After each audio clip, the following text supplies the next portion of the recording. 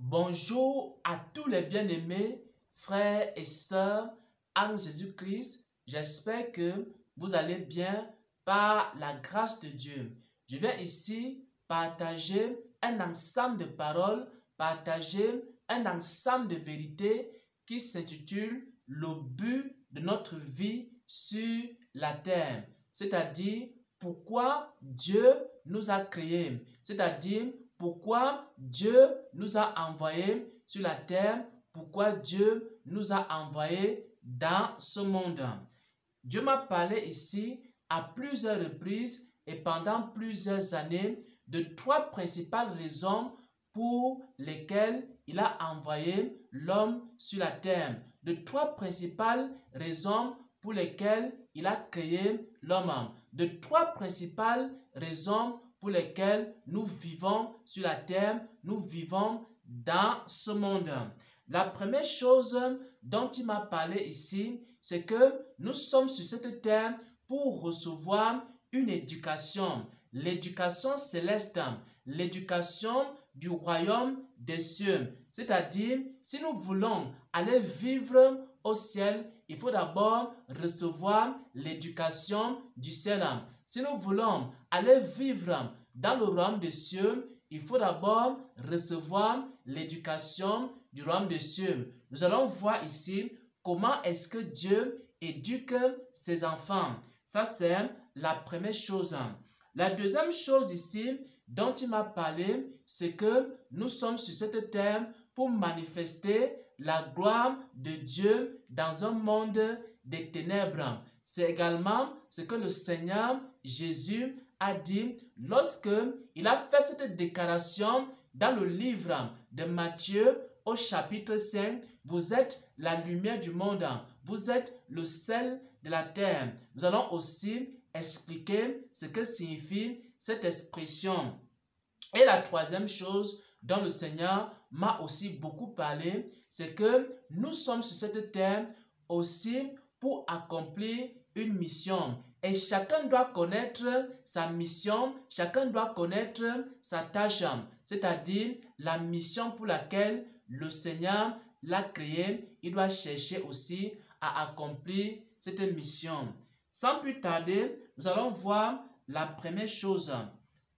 La première chose ici concerne l'éducation céleste, c'est-à-dire comment Dieu éduque ses enfants. Parce que nous sommes sur cette terre pour recevoir une éducation. Maintenant, la question est de savoir comment Dieu éduque ses enfants. Nous allons lire ici un premier passage des Saintes Écritures. Il s'agit de l'épître aux Hébreux, Hébreux 12 au verset 9. Hébreux chapitre 12 au verset 9, il est écrit: D'ailleurs, puisque nos pères, selon la chair, nous ont châtiés et que nous les avons respectés, ne devons-nous pas, à bien plus forte raison, nous soumettre au Père des esprits pour avoir la vie? Nos pères, selon la chair, nous châtiaient pour peu de jours, comme ils le trouvaient bon. Mais Dieu nous châtie pour notre bien, afin que nous participions à sa sainteté. Donc, dans le livre d'Hébreux, au chapitre 12 et au verset 9, le Seigneur est en train d'expliquer ici, à travers son serviteur, il est en train d'expliquer que Dieu est un Père. C'est un Père céleste qui éduque ses enfants. Il leur donne une éducation. Et lorsque ses enfants font des erreurs, il les châtie, il les corrige. Aussi, comme nos pères naturels, comme nos pères biologiques nous corrigeaient, de la même manière, notre Père spirituel aussi nous éduque. Notre Père spirituel aussi nous enseigne. Notre Père spirituel aussi nous corrige quand nous faisons des erreurs, quand nous faisons des fautes. Il nous corrige. Donc, nous sommes sur cette terre pour recevoir une éducation de la part de notre Père céleste. Maintenant, quels sont les éléments que Dieu utilise pour éduquer ses enfants?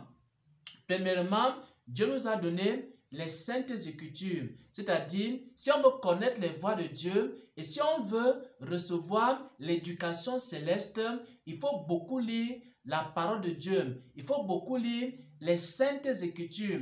Pourquoi? Parce que dans les saintes écritures se trouvent les préceptes du royaume des cieux. Dans les saintes écritures se trouvent les lois du royaume des cieux. Dans les saintes écritures se trouvent les comportements du royaume des cieux. Dans les saintes écritures se trouvent les voies du royaume des cieux. Et dans les saintes écritures se trouve aussi la justice du royaume des cieux. Si quelqu'un veut recevoir l'éducation en ce qui concerne le royaume des cieux, il doit donc beaucoup lire les saintes écritures.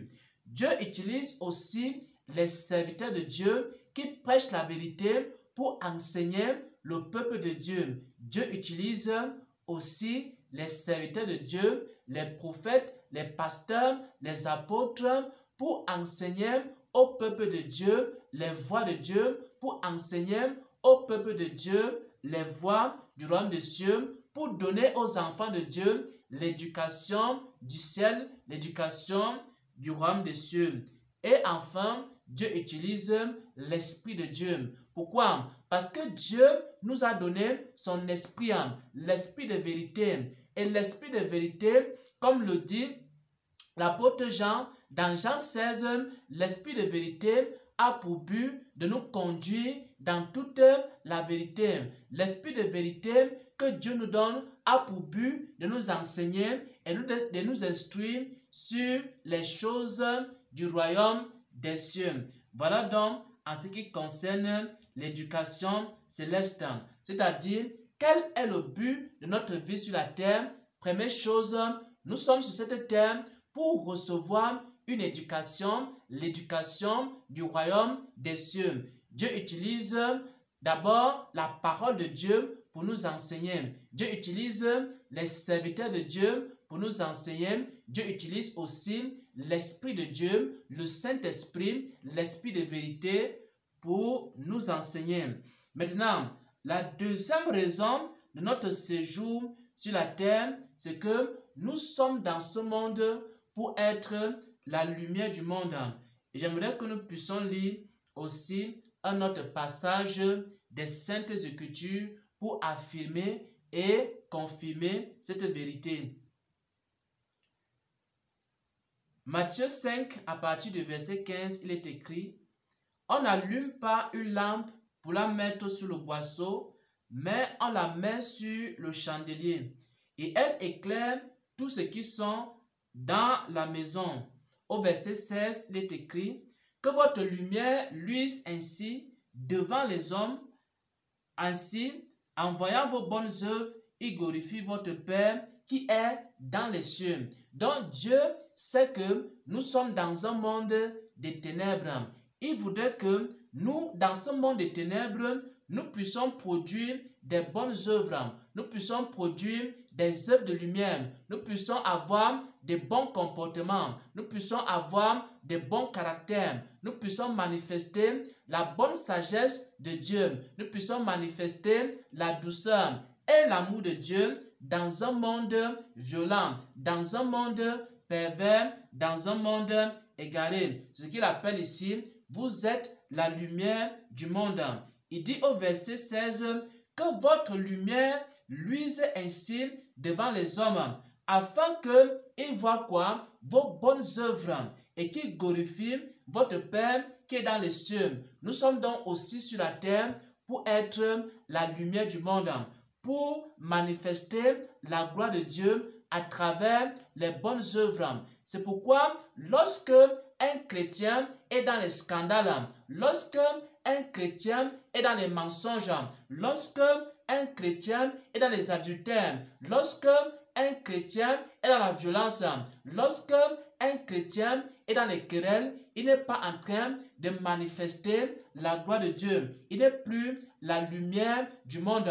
Le chrétien doit être constamment la lumière du monde, c'est-à-dire manifester l'amour de Dieu, manifester la sagesse de Dieu, manifester la bonté de Dieu, manifester la miséricorde de Dieu, manifester les compassions de Dieu dans un monde des ténèbres. Ça, c'est la deuxième mission, le deuxième but de notre vie sur la terre.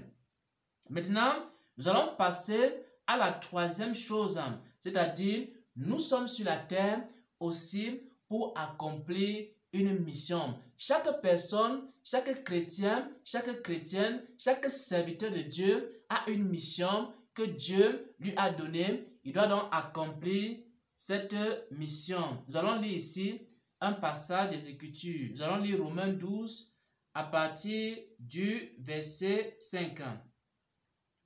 Ainsi, nous qui sommes plusieurs, nous formons un seul corps en Christ et nous sommes membres les uns les autres, puisque nous avons des dons différents, selon la grâce qui nous a été accordée, que celui qui a le don de prophétie l'exerce selon l'analogie de la foi, que celui qui est appelé au ministère. Donc, il y a des gens qui ont été appelés au ministère. Donc, leur mission, c'est d'accomplir un ministère.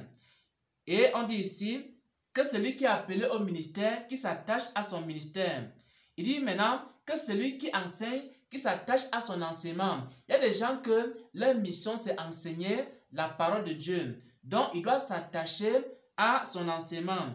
D'autres personnes, leur mission, c'est d'exhorter. Il est dit ici, et celui qui exhorte, qui s'attache à l'exhortation. Il y a des gens que Dieu a envoyés pour exhorter le peuple de Dieu, pour consoler le peuple de Dieu. Ensuite, il dit que celui qui donne le fasse avec liberté. Il y a également certaines personnes qui ont été appelées à manifester cette miséricorde de la part du Seigneur. Que celui qui préside le fasse avec zèle et que celui qui pratique la miséricorde avec joie. Chacun de nous a été appelé à faire quelque chose dans le corps de Christ. Chacun de nous a été appelé à faire quelque chose dans la maison de Dieu. Chacun de nous a été appelé à faire quelque chose dans l'œuvre de Dieu. Chacun de nous a été appelé à faire quelque chose dans le monde. C'est ce que j'appelle ici la mission. Et chacun doit chercher à découvrir la mission que Dieu lui a donnée et accomplir cette mission. Voilà donc, bien-aimés frères et sœurs, ainsi partager cette parole que le Seigneur m'a donnée, toutes ces vérités que le Seigneur m'a données pendant plusieurs années. Pendant plusieurs années, le Seigneur m'a enseigné trois principales choses pour lesquelles il nous a créés. Premièrement, il nous a créés sur la terre pour que nous recevions une éducation sur la terre. Pour que sur la terre, nous apprenions à connaître les choses du ciel, les choses du royaume des cieux. Et comment nous apprenons? Nous apprenons à travers la Bible. Nous apprenons à travers les serviteurs de Dieu. Nous apprenons aussi à travers le Saint-Esprit. Deuxième raison, ou alors deuxième but de notre vie sur la terre, nous sommes sur la terre pour être la lumière du monde, c'est-à-dire manifester la gloire de Dieu dans un monde des ténèbres, c'est-à-dire avoir des bonnes œuvres dans un monde où les gens pratiquent l'iniquité, pratiquer la sainteté et la justice de Dieu dans un monde où les gens pratiquent l'iniquité et briller ainsi par nos bonnes œuvres dans un monde des ténèbres. Et la troisième chose, c'est que chacun de nous a une mission, chacun de nous a un but spécifique pour lequel Dieu l'a créé. Il doit chercher à connaître sa mission pour l'accomplir. Si tu ne connais pas encore ta mission, cherche à connaître ta mission et à accomplir ta mission. Et si tu n'es pas encore la lumière du monde et que tu n'as pas encore les bonnes œuvres, tu n'as pas encore un bon caractère, tu n'as pas encore un bon comportement, tu es encore dans les liens du péché et de l'iniquité, alors cherche à sortir de ces liens pour manifester la gloire de Dieu, pour être la lumière du monde. Et maintenant, si tu n'as pas encore reçu l'éducation du royaume des cieux, commence à chercher, à connaître les voies du royaume. Commence à beaucoup lire la parole de Dieu. Commence aussi à beaucoup écouter les serviteurs de Dieu qui enseignent les choses du royaume des cieux, qui enseignent les choses célestes, qui enseignent les choses d'en haut, qui enseignent les comportements du royaume des cieux. Ainsi, tu seras édifié. Et troisièmement, il faut aussi beaucoup écouter le Saint-Esprit qui enseigne aussi les choses du royaume des cieux. Et c'est ainsi que tu vas accomplir ta mission sur la terre. C'est-à-dire, tu as reçu l'éducation du royaume des cieux. C'est-à-dire, tu es la lumière du monde. C'est-à-dire, tu accomplis aussi ta mission pour laquelle Dieu t'a créé. Au nom de notre Seigneur et Sauveur Jésus-Christ, j'ai ainsi partagé cette parole qui s'intitule « Le but de notre vie sur la terre ». Amen.